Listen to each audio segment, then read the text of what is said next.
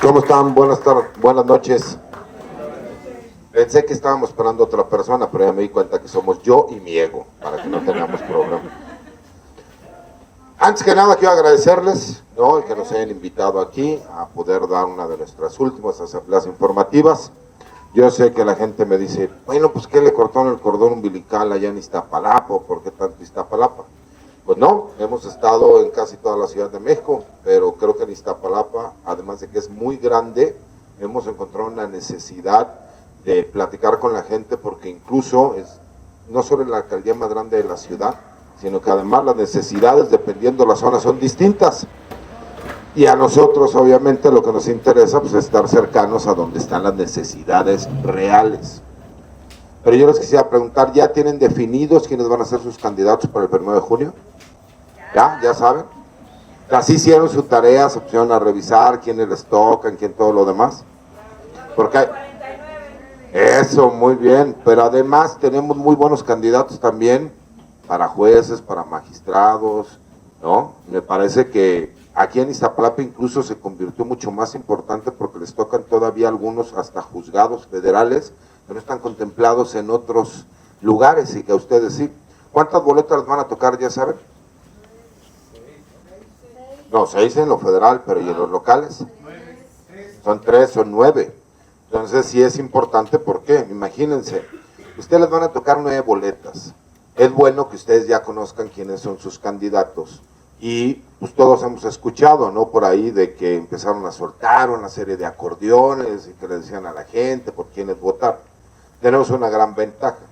Nuestra presidenta ya salió a deslindarse y a decir que, pues, por supuesto, no tiene absolutamente nada que ver. Entonces, no se crean cuando les digan que son indicaciones, que tienen que votar, y que eso es mentira de algún grupo, ¿no?, por ahí que tenga algún interés en apoyar a candidatos que son completamente desconocidos, porque por lo menos yo no ubicaba ni siquiera quién eran los candidatos, me tuve que poner a buscar.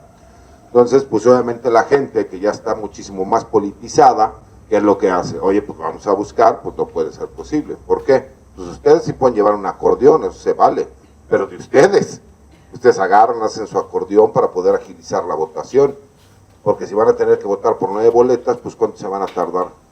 ¿Qué les gusta? ¿Rapidito? ¿6, 7 minutos? Si eso lo vamos multiplicando, ¿cuántos votos vamos a tener por hora? Y además ustedes son de los que tienen el mayor número de votantes, tal vez no solo de la Ciudad de México, sino de gran parte del país. Pues, ¿qué es lo que queremos? Pues obviamente que tengan la oportunidad de votar, de ejercer ese derecho, y además de poder hacerlo bien y lo más rápido posible. Pero me parece que es bien importante algo. ¿Ya saben cómo se va a votar? ¿Ya saben cómo son las boletas? ¿Ya saben de qué forma se va a realizar el voto? ¿Sí ya saben? ¿Han visto algún ejercicio? Miren, vamos a hacer un ejercicio aquí, rapidito. Ah, cabrón, ya se pegó uno con el otro. ¿Ya ven cómo el amor está en el ambiente aquí en Iztapalapa? A ver, esta es una muestra de cómo es una boleta para ministras y ministros. En esencia, todas las boletas tienen el mismo tipo de origen, que es, dependiendo del número de espacios que tú veas en la parte de arriba, como lo pueden ver, es el número de votos que tú puedes emitir.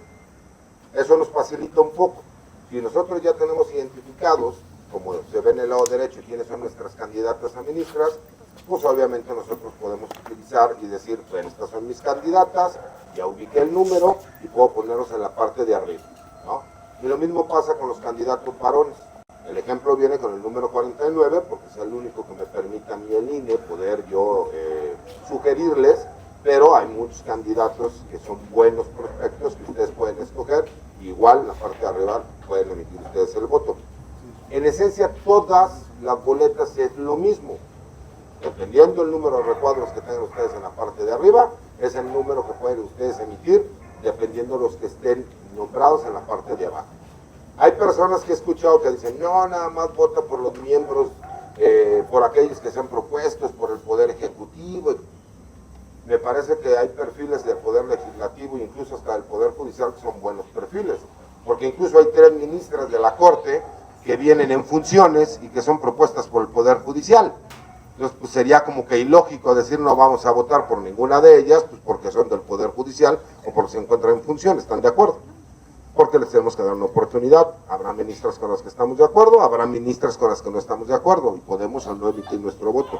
Pero decir no votes porque me parece que siempre lo más proactivo, lo mejor es, pues yo quiero votar por un candidato porque tiene estas características. ¿Qué es lo que pasa cuando otras personas, en vez de salir a apoyar a su candidato, hablan mal de los demás candidatos? Pues lo único que hacen es menospreciar a sus candidatos, porque significa que no tienen a lo mejor virtudes que puedas presumir, y tienes que salir a hablar mal de aquellos candidatos que a lo mejor pueden tener un mayor reconocimiento. Yo a lo mejor en mi caso he tenido la fortuna de que la gente nos pueda ubicar. A lo mejor no todos, pero un gran porcentaje de la población nos ha ubicado. Les ha gustado el tipo de campaña que hemos realizado, que es cercano con la gente. Como ustedes lo pueden ver, pues llegamos, estamos esperando que inicie la asamblea, podemos platicar con la gente, tomarnos una foto, y la verdad es que a mí yo sí agradezco en lo personal el que pues, nos abran las puertas de su casa para que nosotros podamos venir a compartir con ustedes. Claro, es completamente distinto a cualquier tipo de campaña política que me haya tocado a mí ver. Nunca había participado activamente en una campaña, pero me había tocado ser a la mejor parte del ciudadano que ve cómo se desarrolla una campaña. Y aquí tenemos esa problemática, ¿no? No hay bardas, no hay lonas, no hay espectaculares, no hay anuncios de televisión. Lo único que podemos utilizar es las redes sociales y a lo mejor las entrevistas que nos puedan realizar en algún medio de comunicación conocido, ¿no? Pero que además, como tiene que ser equitativo, pues tenemos la limitante de que si te hacen una entrevista, tienen que entrevistar a todos los otros 63 candidatos que hay para ministras y ministros, en mi caso particular, lo cual pues ya le genera incluso al mismo medio de comunicación una problemática. ¿Por qué no hubo debates? Me parece que todos hubiéramos querido ver debates, ¿no?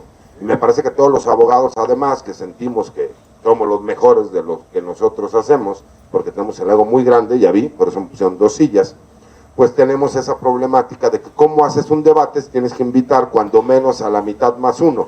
Si somos 64 candidatos, pues por lo menos tenían que invitar a 33. Imagínense un debate con 33 personas. Pues nada más en la presentación ya nos aventamos más de media hora, ¿no? Yo soy fulano de tal, aparezco con tal número y me presento. Bueno, pues es imposible. Y eso hubiera podido servir mucho al ciudadano.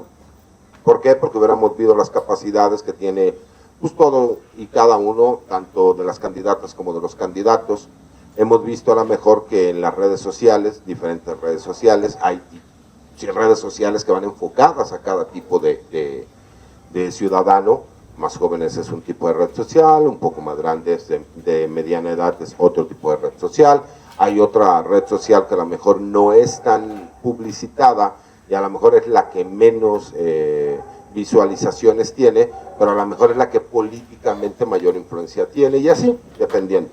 Pero me parece que lo más importante de la campaña es esto que estamos haciendo ahorita, donde nosotros podemos venir de forma directa, platicar con la gente, explicarles cuál es nuestro proyecto, y a su vez también, pues como lo que es una asamblea, responder preguntas de dudas genuinas que pueda tener la gente, ¿no?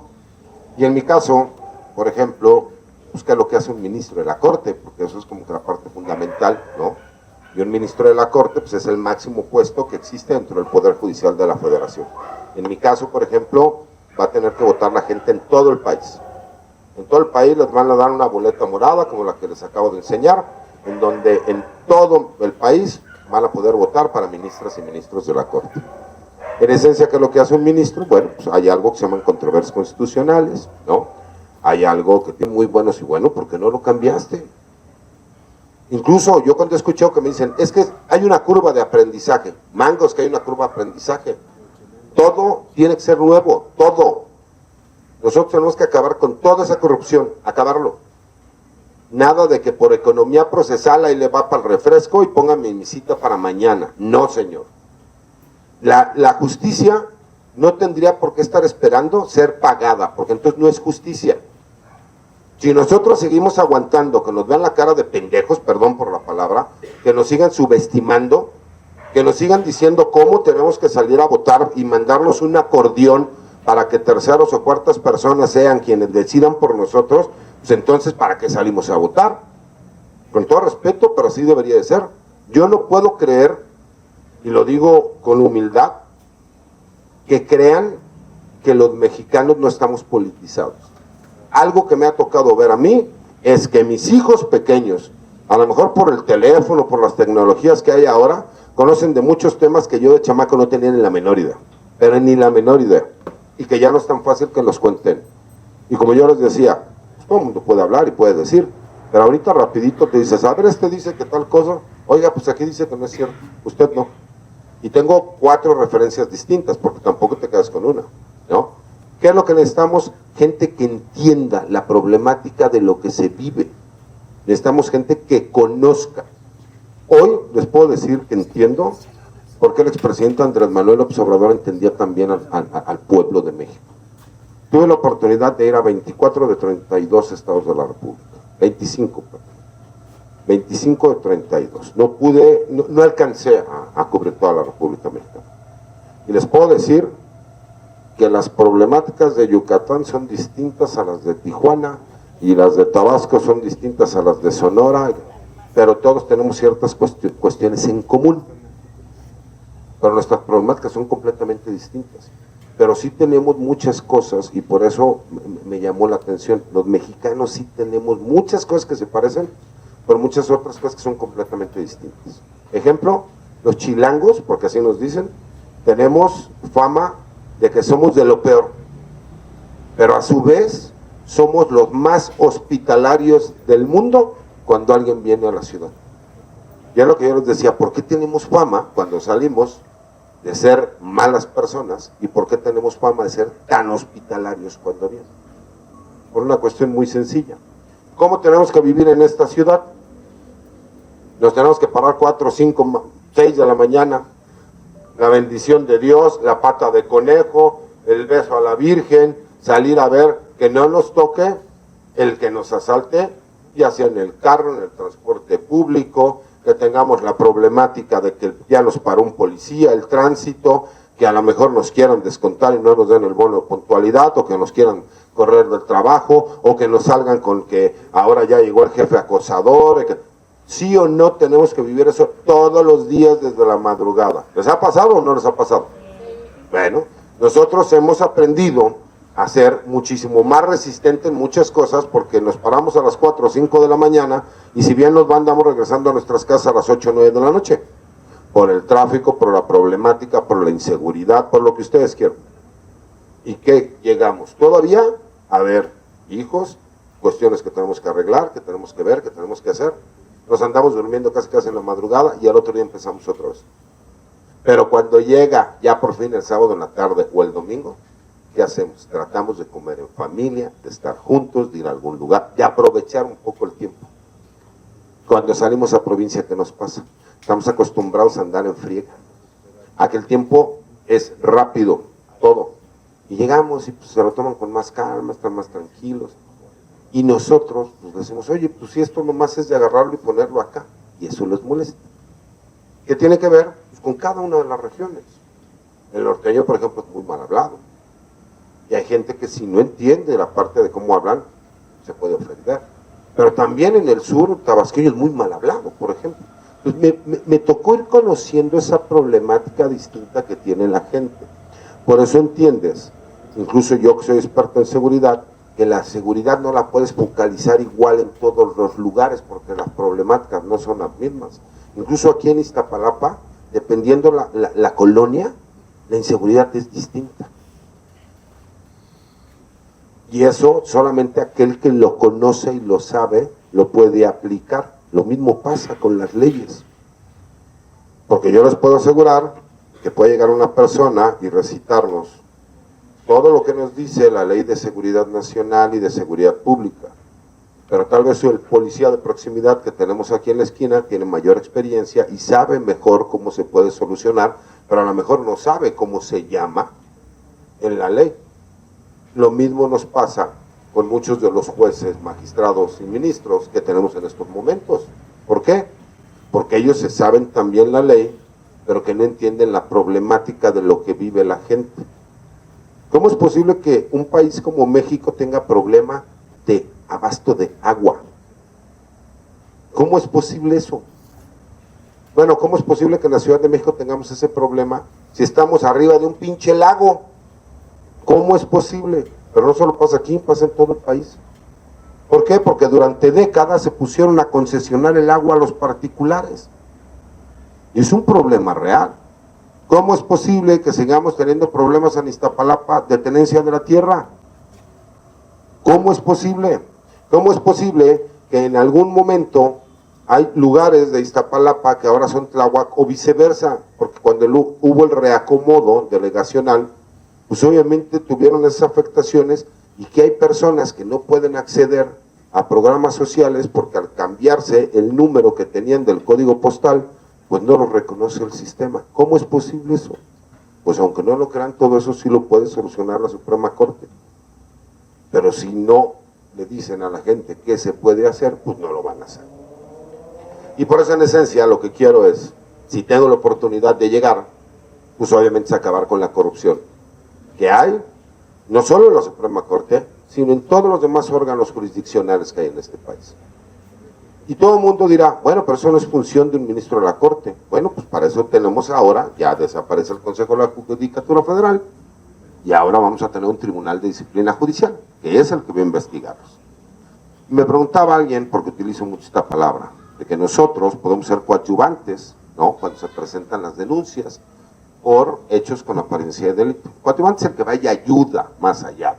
¿Sí me explicó por qué? Para que no se haga tonta la autoridad.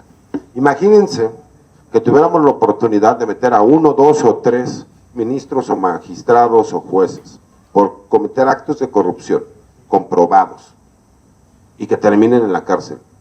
¿Ustedes creen que no vamos a poder acabar con impunidad con eso? ¿Ustedes creen que los demás no se la van a pensar? Porque ¿qué pasa con la reincidencia delictiva? Es por la impunidad. Cuando nosotros éramos chamacos y llegábamos y agarrábamos algo que no teníamos que agarrar, ¿qué nos hacían nuestros papás y nuestras mamás? Deja, no agarres. O te dan un manazo o te mandan la atención.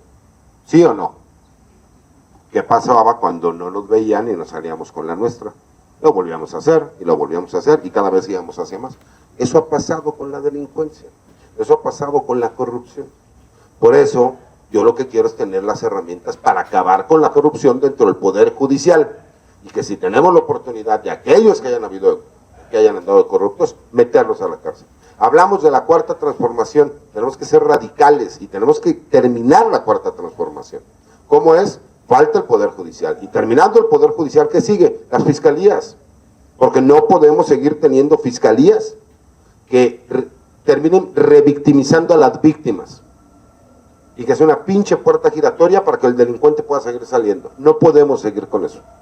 Entonces les agradezco que me hayan dado la oportunidad de venir. Si tienen alguna duda que quieran preguntar, con mucho gusto. Y pues muy agradecido con nuestros anfitriones, todos ustedes, que nos dieron la oportunidad de platicar un rato con ustedes.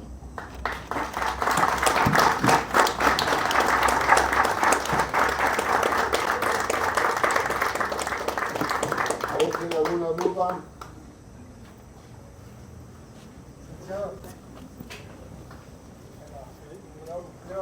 Ya lo mencionó, pero para Iztapalapa y para todo México, el beneficio en general, yo ya lo veo. Más en resumen, el beneficio para Iztapalapa y para México. ¿Y yo quedo? Ya lo veo.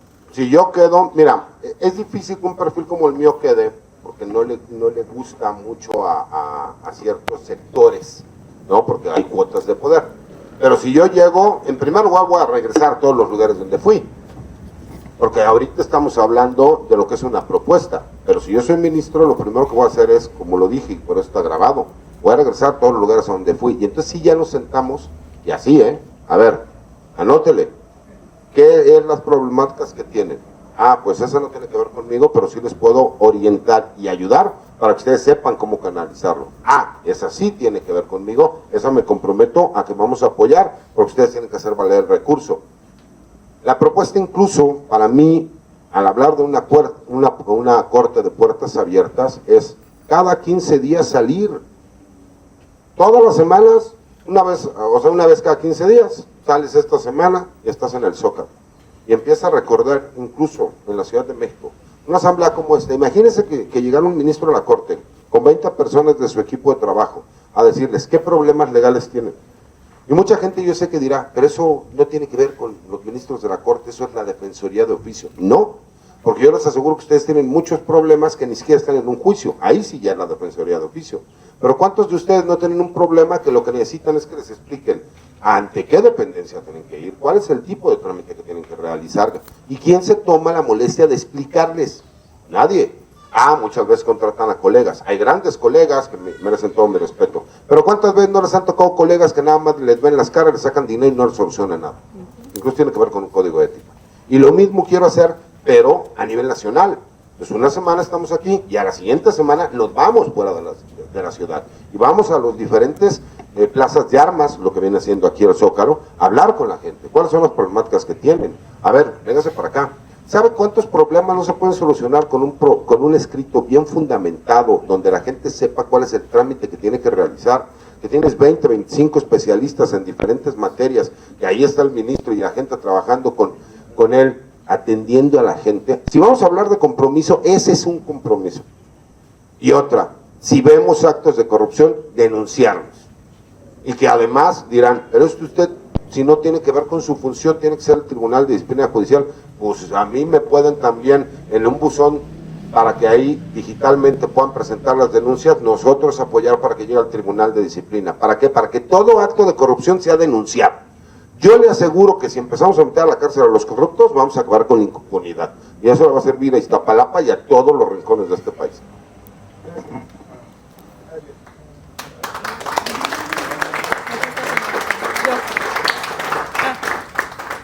Hola, buenas noches.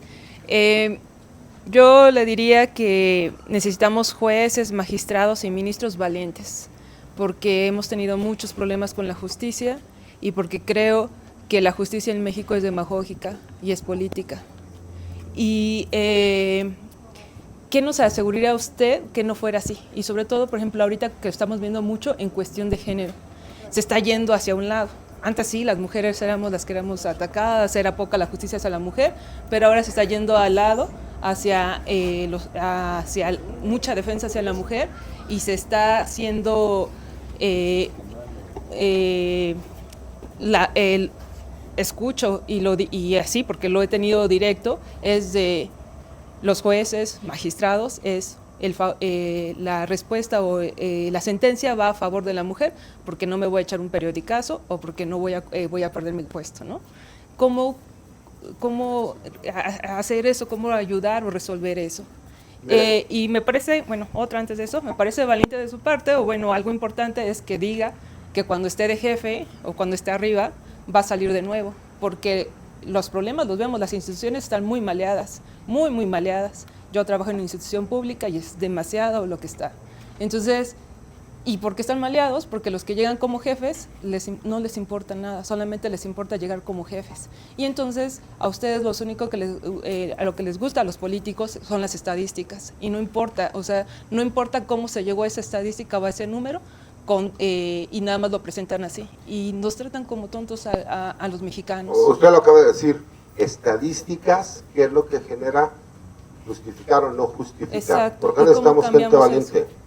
Esto es bien, aunque no me lo crean, no es tan complicado, porque el problema es que todo el mundo le gusta ser políticamente correcto. Como usted lo dice, les falta ser valientes. Y entiendo a lo que usted se refiere. Tenemos un alto índice de denuncias falsas de delitos cometidos en contra de mujeres. Y para que no lo vayan a tergiversar, porque hay gente que le encanta tergiversar.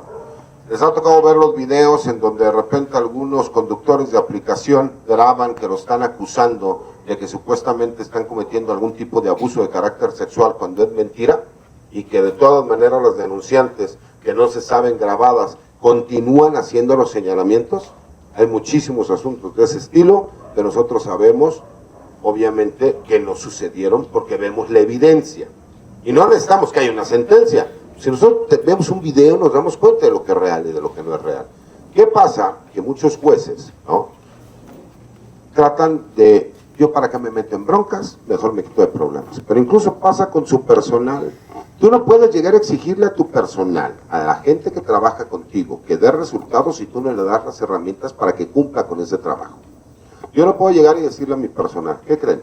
Vamos a estar trabajando los 365 días del año, pero no tenemos papel, no tenemos para viáticos, no tenemos para gastos. Pues por más ganas que tengan me van a decir, oiga, con todo respeto, licenciado, usted está mal, ¿no?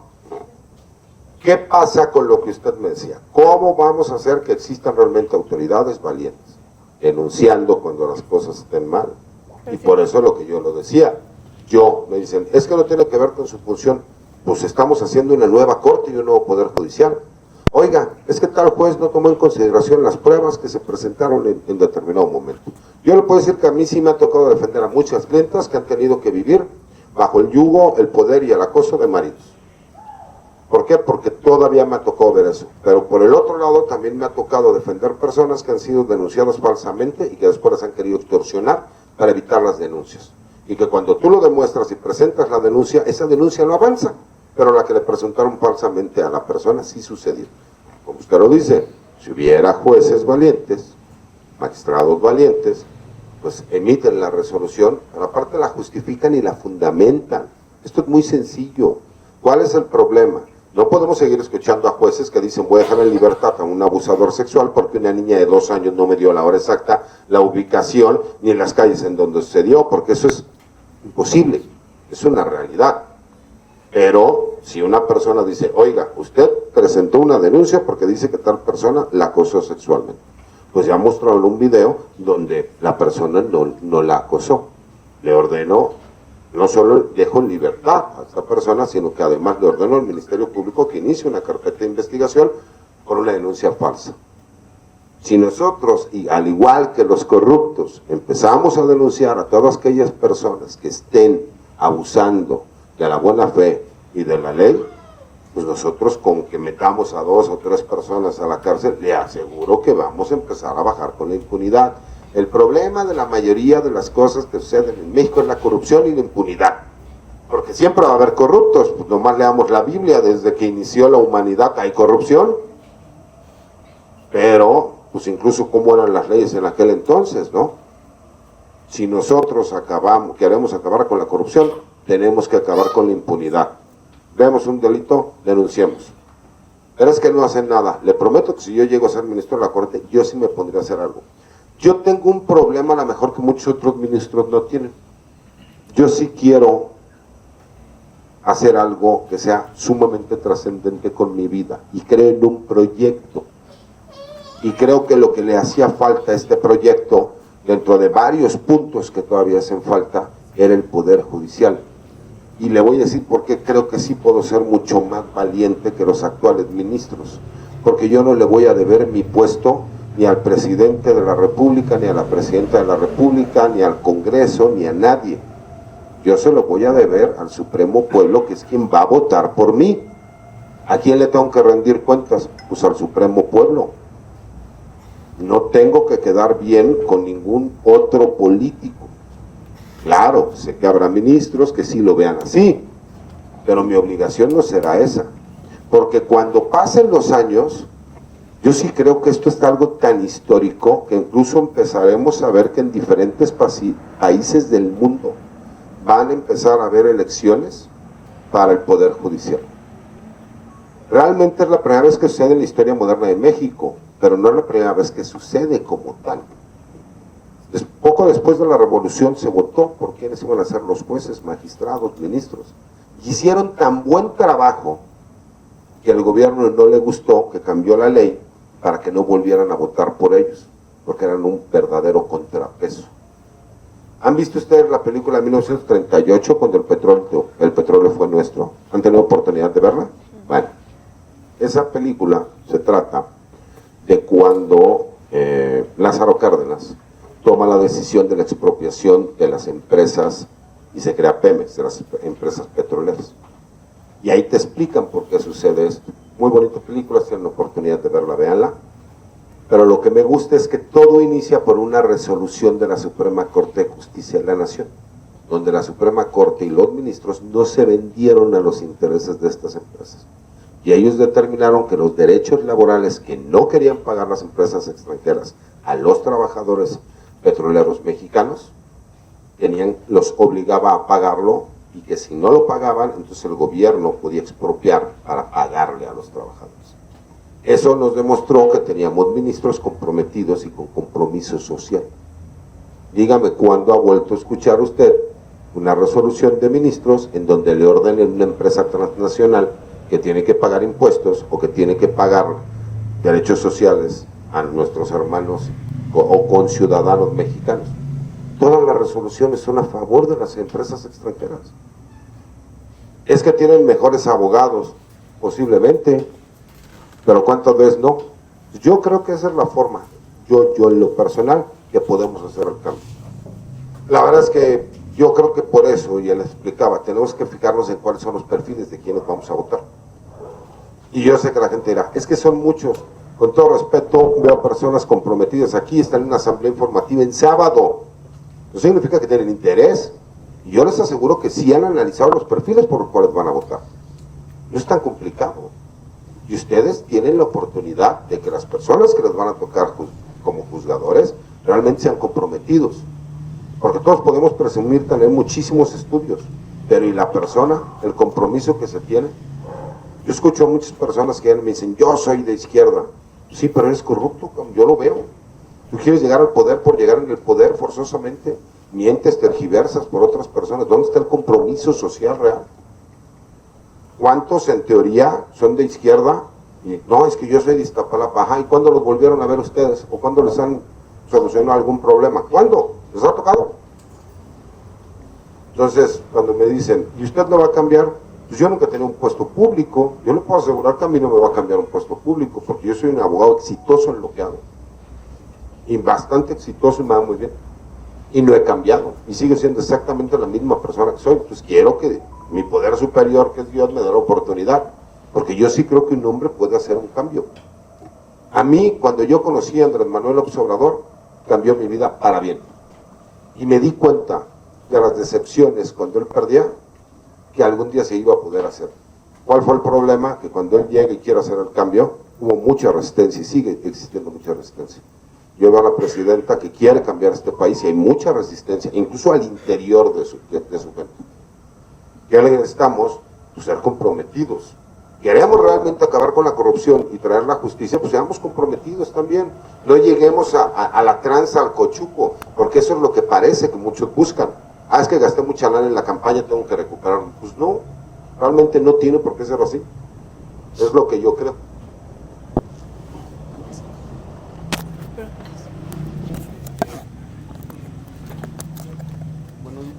Sí. También yo le tendría una pregunta o una propuesta, no sé si si sea más adecuado. Bueno, yo trabajo en órgano jurisdiccional y pues sí vivo día a día y también soy autocrítico de nuestro sistema. Como usted bien ha puntualizado muchas cosas.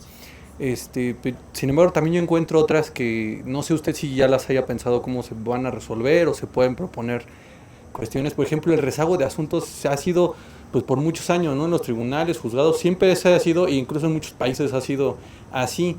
Y yo lo que veo, por ejemplo, es que pues sí, los asuntos se tornan complejos, poco personal para la cantidad de asuntos y además pues que la gente cada vez acude más, cada vez hay más egresados abogados y todo, y cada vez acude más a las instituciones, a los juzgados, a los órganos jurisdiccionales para resolver sus problemas. Todo lo quieren judicializar.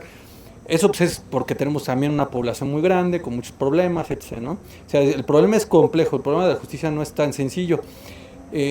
Yo ahí, por ejemplo, dentro de lo que he visto en órganos jurisdiccionales, que también hay muchos procesos internos que a veces son demasiado ociosos, muy burocráticos, y hasta en cosas tan simples como, por ejemplo, foliar, sellar, rubricar un expediente, que incluso ahorita yo lo veo como innecesario porque ante las nuevas tecnologías necesitamos que los documentos estén limpios, incluso para escanearlos, transcribir o no sé, y pues eso entre sellos, incluso rúbricas, que a veces dices, bueno, eso tendrá todavía razón de ser en estas épocas donde hay otros candados o otros medios de seguridad para no falsear, porque bueno, esos tipo de cosas de foliar, sellar es para evitar como que falseen las actuaciones, pero pues ya ahorita ya hay otros candados, ya hay que la firma electrónica, que en el expediente electrónico, o sea, hay muchas cosas que yo siento que ya no están acorde a la época y que creo que aunque son pequeñas, podrían contribuir a que los asuntos salieran más rápido, porque pues eso siempre ha sido, o sea, el rezago, el número de asuntos,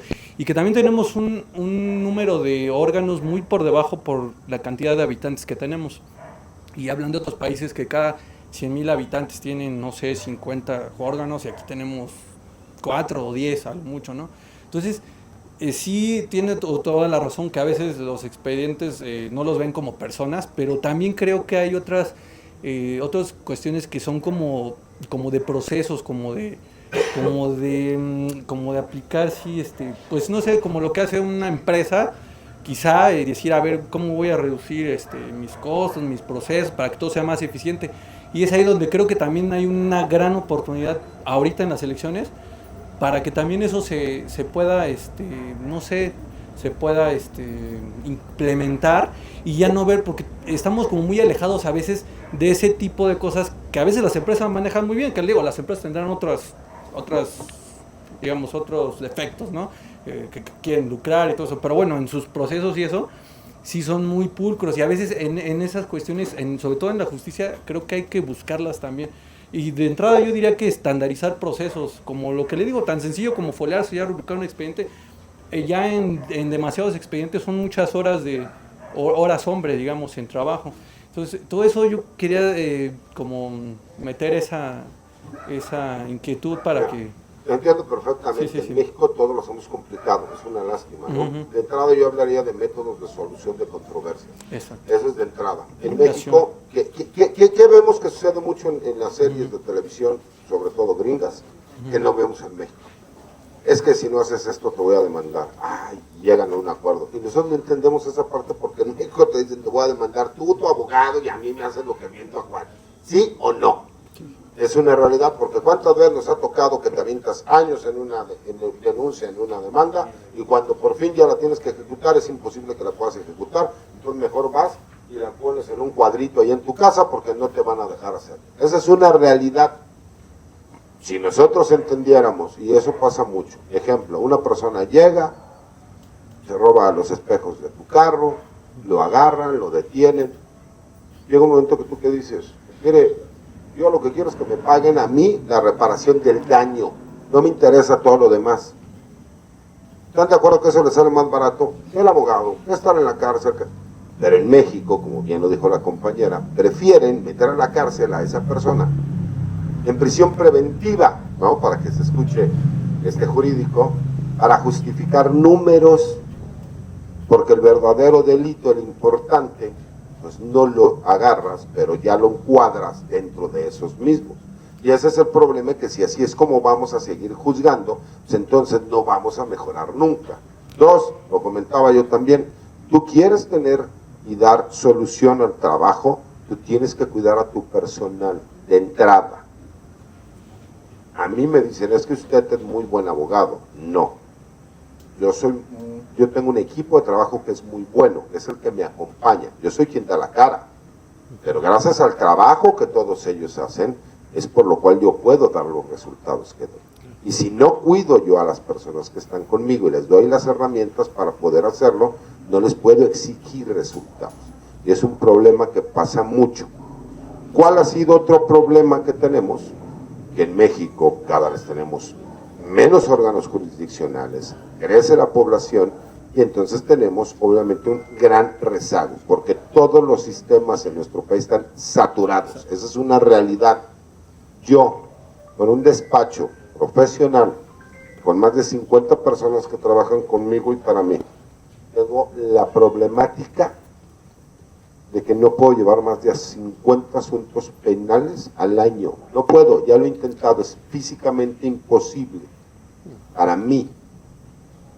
¿Cómo le dices tú a un ministerio público que tenga más de 1,000 carpetas o 1,500 carpetas de investigación? ¿Cómo le dices tú a un órgano jurisdiccional que tiene que tener más de 1,000 asuntos al año? Es imposible físicamente.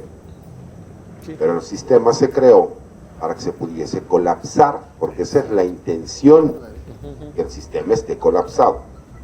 Entonces, lo que termina sucediendo es que contrapones al miembro del Poder Judicial con el ciudadano, porque para el ciudadano el miembro del Poder Judicial es el malo, porque no le está dando una solución. Porque además, si ustedes se toman el tiempo de decirle, señora, nosotros queremos apoyarla, pero mire, tenemos todo esto, no tenemos hojas, no tenemos esto, no tenemos lo otro, no tenemos aquello. Se enojan con ustedes porque ustedes son los que están poniendo justificaciones, aunque estén diciendo la verdad. Pero ¿qué pasaría si el jefe realmente se toma el tiempo de llegar y decir, a ver, venga para acá, tiene usted razón, tenemos esta problemática, vamos a tratar de sacarlo adelante, necesito que nos apoye, ¿en qué sentido? Que entienda que esto tenemos que irlo sacando de tal forma, porque además, legalmente, todos estos procedimientos internos, si no voy sacando estas cosas como tienen que ir, a mí es el que me van a meter en un problema de carácter legal. Pero sí estamos poniendo atención a la necesidad que usted tiene, sí estamos checando, sí estamos viendo, sí esto, sí lo otro, sí aquello.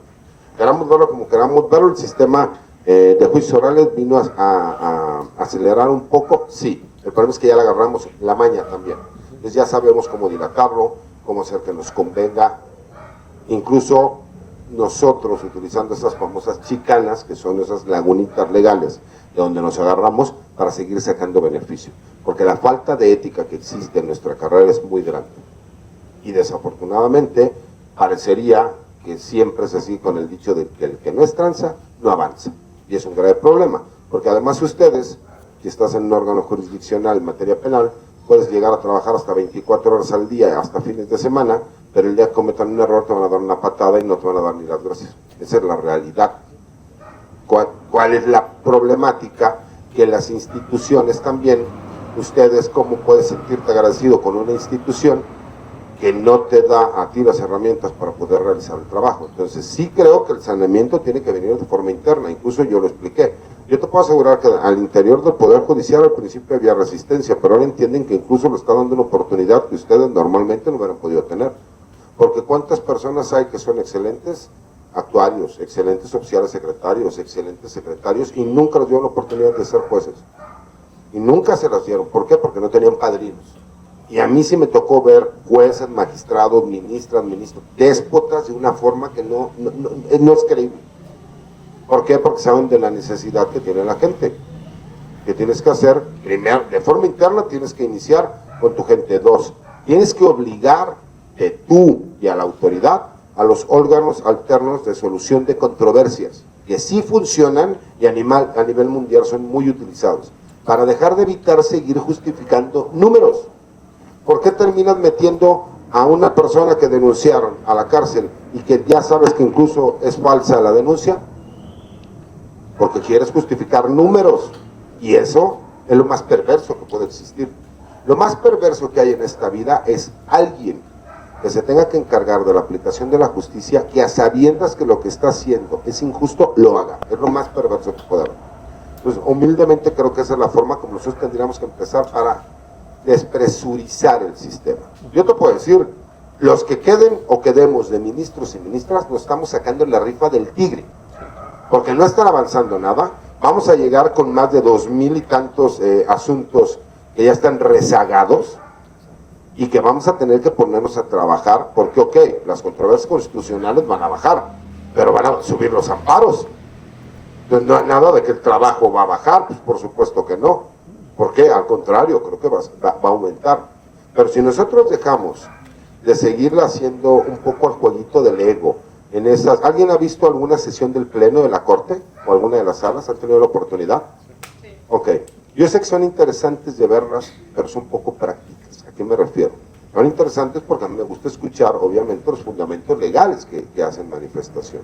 Y porque ahí sí estamos hablando que se aventan conceptos que a nosotros pueden servir mucho, incluso para nuestra práctica profesional. Pero la realidad es que la persona que está esperando durante años que pueda llegar a alguna de las salas, que ahora ya desaparecen y será nada más al Pleno, el ponerse a escuchar que un proyecto lo analizan 11 ministros distintos y que cada uno hace una observación, hace un punto, un voto particular, pues también me parece que es un poco querer llamar la atención, porque se supone que eso lo puedes hacer de antemano. Se supone que tú para eso llegas con tus pares, sondeas, platicas, checas y haces un proyecto. Ya sabes desde que presentas el proyecto si se va a autorizar o no. Nada más cumples con el formalismo de ser votado. ¿Se autorizó o no se autorizó? En el engrose, pues obviamente explicas la parte que tiene que ser. Y si es algo relevante, pues sales públicamente y es una explicación del por qué. Pero si nosotros queremos avanzar, pues tenemos que empezar a dar resultados. ¿Qué pasa con una persona, a lo mejor como yo, que quiere llegar, ponerse a trabajar y dar resultados? Los demás ministros se van a molestar con él. Le van a decir, bájale a tu ritmo, cabrón. ¿No les ha pasado a los que trabajan en diferentes órganos? De repente ustedes llegan, empiezan a trabajar muchísimo, hacen las cosas muy bien, de repente le dicen, bájale, espérate. No, nos hace ver a todos los demás mal. No, aquí no puede estar sacando resoluciones tan rápido. ¿Cómo crees? ¿Eso pasa, sí o no? Y es un problema real. Y de repente cuando llegan te dicen, porque parece meme, pero es una realidad, ¿no? Que lo hemos visto mucho en las redes sociales. Urge mucho, urge pero no tanto. Urge pero no sale para hoy. Porque es real, todo urge. El problema es que pues, también es imposible que sin papel, sin impresoras, con malas computadoras, te exijan. Pues si no le das las herramientas a la gente para que pueda hacer el trabajo, pues no le puedes exigir resultados. Creo que incluso lo primero que tienen que hacer los ministros cuando lleguemos o lleguen es hacer un saneamiento al interior del Poder Judicial. Y tenemos que hacer que la gente al interior del Poder Judicial tenga sentimiento de pertenencia y que entienda que el trabajo que van a hacer no solo es importante, sino que es valorado. Yo creo que se va a poder hacer. Y creo que incluso va a poder haber más órganos jurisdiccionales y más personal. Porque vas ya a dejar de pagar multimillonarios salarios hacia arriba y vas a poder crecer hacia abajo. Eso sí lo puedes hacer. ¿Por qué? Porque si tú llegas y abres más órganos jurisdiccionales, contratas a más personas, contratas a gente joven, que igual irán de meritorios, pero ya van a recibir un apoyo. Eso te va a agilitar muchísimo aquí el trabajo. Y a ti te van a decir, te voy a pagar tu sueldo como debe ser, no se te va a bajar un peso, porque tú no ganas lo que gana la presidenta, ¿sí me explico? Pero los que ganaban más que la presidenta, pues ahora van a ganar un peso menos que ella, o lo mismo, es así de fácil. No es de rompernos la cabeza, es de entender cuál es la realidad. No me hablen de servicio público si no están dispuestos a vivir con las limitantes que tiene el servicio público. Si no, sigamos litigando. Como litigante le puede ir uno muy bien, exageradamente bien. Pero si tienes compromiso social, entonces cúmplelo, no lo digas nada más. Pero de que se puede, se puede. Porque aquí, a ver, ¿sabes quién fue quien más perdió en la reforma del Poder Judicial? La base de trabajadores del Poder Judicial, porque fueron traicionados por los ministros y por los magistrados y jueces. Esa es una realidad. Acuérdate que la reforma nada más iban por los ministros, y los ministros asusaron a todos los demás, y por eso entraron también los jueces y los magistrados. Pero si los ministros hubieran aceptado la realidad de las cosas como son, nada más estaríamos ahorita compitiendo para ver quiénes van a ser los ministros y ministros de la Corte. No todo el personal del Poder Judicial, bueno, jueces y magistrados. ¿Por qué? Porque incluso tú, si en el 2027 quieres participar, ya no necesitas un padrino. Tienes 3 comités que te pueden proponer para ser candidato a juez o a magistrado. Es una realidad, ¿no? Pero bueno, quiero dar las gracias a todos por habernos invitado. Yo sé que ya es sábado en la noche, contestamos 2 preguntas más para que se puedan ir a cenar o a comer sus tacos o lo que ustedes gusten, ¿no? Ya sé que mañana verán la final de la América, hoy todavía no, pero pues a lo mejor hay box o algo así.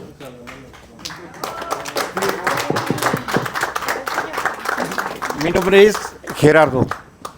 Es para reafirmar la oportunidad que tenemos de cambiar esto y de tener una voluntad como pobladores. Le digo esto porque hemos escuchado muchas denuncias. Por ejemplo, hablo de la Benito Juárez, que ahí sabemos que el cártel inmobiliario está con mucho basamento. Y ahora nos damos cuenta que migra a nuestra comunidad vecina, que es la delegación Coyoacán. Eran tierras ejidales, fue expropiada en 1965 y el desarrollo urbano marcaba lineamientos donde iba a haber equipamiento urbano, zonas deportivas, todo, una belleza en planos. Y ahora nos damos cuenta de que están ocupando las áreas verdes, equipamiento urbano, donde iba a haber un servicio y están haciendo edificios. Lo hemos denunciado, pero también queda en el papel. Entonces, nosotros como vecinos tenemos la oportunidad para que esto cambie y sea una realidad para nuestros hijos y nietos, y no sufran lo que nosotros hemos estado sufriendo, expropiaciones no ejecutadas y que todavía estamos en litigios desde el 65 para acá. Muchas gracias. Mire, ese tipo de asuntos en lo particular, sí entiendo la problemática, no en el particular esa, pero sí entiendo la problemática, pues porque así inició en muchos lugares diversos de esta ciudad, porque aparte ya hay cárteles inmobiliarios en casi toda la República Mexicana, y que tienen que ver con estos partidos, es una realidad. Lo que sí le puedo decir es que si yo en lo personal llego a la Suprema Corte, yo sí me puedo comprometer a venir y, como le decía, ya casos concretos. A ver, ¿de qué litigio me está hablando? A ver, vamos a verlo, vamos a checar y ver si dentro de las facultades que tengo como ministro de atracción lo podemos atraer, y entonces sí resolver, y resolver con justicia. No significa que le voy a dar la razón a usted ni a ustedes, pero si ustedes le tienen la razón, por lo menos sí les puedo asegurar que se las daremos, y no quedarnos nada más en que vamos a recibir recursos económicos para hacernos tontos y que no pase nada, porque pues, obviamente son mafias de poder inmobiliario que ustedes como vecinos es muy difícil que puedan competir, es una realidad, porque compran voluntades, compran jueces, compran autoridades. Entonces eso sí me puedo comprometer, porque eso sí podría ser una de las facultades que yo como ministro me tocara. Sí, dígame.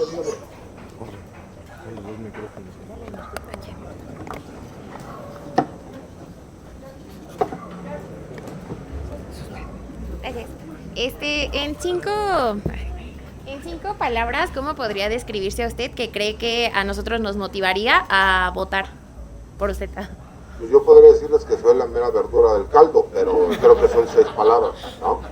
Pero en lo personal sí les puedo decir que no descansaré hasta que la justicia se convierta en ley, ¿no?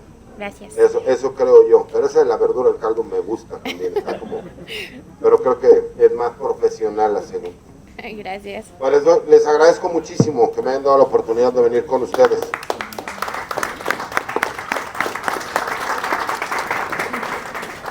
Ya que mañana me quiera acompañar, voy a hacer mi cierre de campaña. No es mi cierre de campaña, perdón, porque está prohibido por el libro. Voy a hacer mi última asamblea informativa en el hemiciclo a Juárez, allá en el centro. Para quien nos quiera acompañar, estaremos a partir de las 13:30 horas. Y pues obviamente para poder compartir, explicarles un poco más de cómo será esta última asamblea, y que si tienen la oportunidad de acompañarnos estaría muy bien.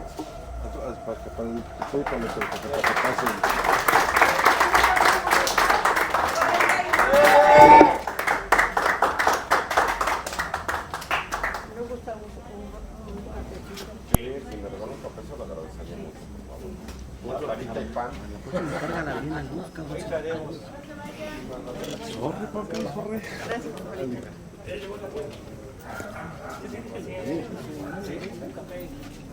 Amigos, primero, creo que es este. Ahí está. Amigos, bueno, ustedes escucharon, esta fue la penúltima asamblea de licenciada en los Gutiérrez. ¿Qué pasó? Y bueno, el día de mañana va a ser, yo hace rato lo dije y lo dije mal, o me pasaron el chisme mal. Yo pensé que mañana iba a ser allá en el momento de la revolución, no, va a ser en el hemiciclo a Juárez, ahí en la avenida Juárez. Ahí los esperamos a la 1:30, ¿sí me equivoco? 1:30 de la tarde, va a estar muy bueno, vamos a ver cómo sigue la gente licenciada.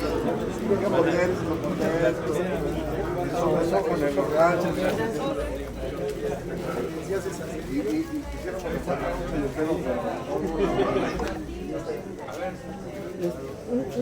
Sí, ahorita venimos, gracias.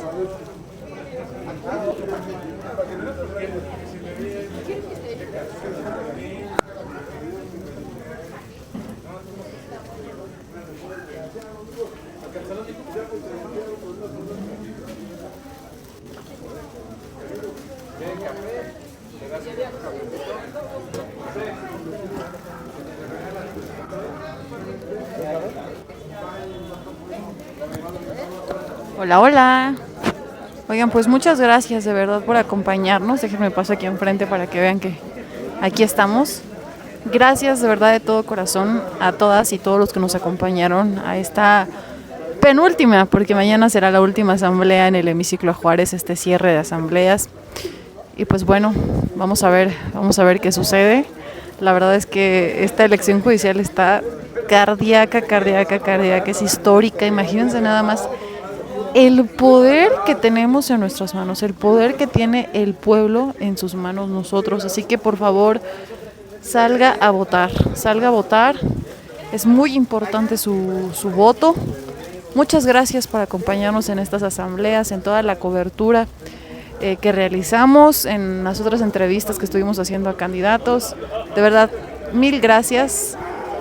Y pues mañana nos vemos en el hemiciclo Juárez. Así que, bye bye.